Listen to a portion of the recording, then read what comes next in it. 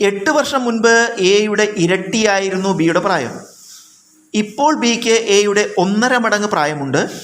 എയുടെ ഇപ്പോഴത്തെ പ്രായം എത്ര? ഓപ്ഷൻസ് ഉണ്ട്.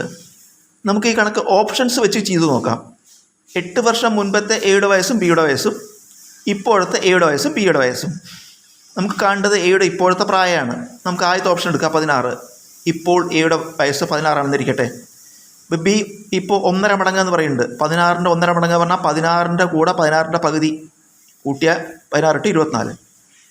ഇനി 8 വർഷം മുമ്പ് പറയുമ്പോൾ ഇത് രണ്ടും 8 കുറയും. 16 പോയിട്ട് 8 ആവും, 24 പോയിട്ട് 16 ആവും.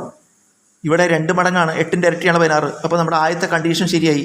8 വർഷം മുമ്പ് എയുടെ ഇരട്ടിയായിരുന്നു ബിയുടെ പ്രായം. അപ്പോൾ ഈ ഓപ്ഷൻ എടുക്കുമ്പോൾ ഉത്തരം ശരിയാവുണ്ട്. നമുക്കിനി എല്ലാ ഓപ്ഷനും എടുത്തു നോക്കാം. അടുത്ത് 18. 18ൻ്റെ 1.5 മടങ്ങ് പറഞ്ഞാൽ 18ഉം 18ൻ്റെ പകുതി 9, 18 9 27 വരും. ഇവിടെ ഇത് രണ്ടും 8 വീതം കുറയ്ക്കുമ്പോൾ 10ഉം 19 വരും.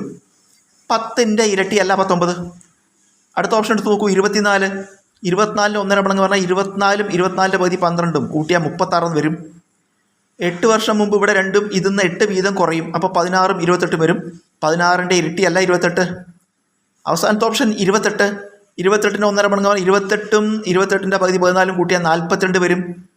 ഇവിടെ ഇത് രണ്ടും 8 വീതം കുറയുമ്പോൾ 20ഉം 34 വരും. 20ൻ്റെ ഇരട്ടിയല്ല 34.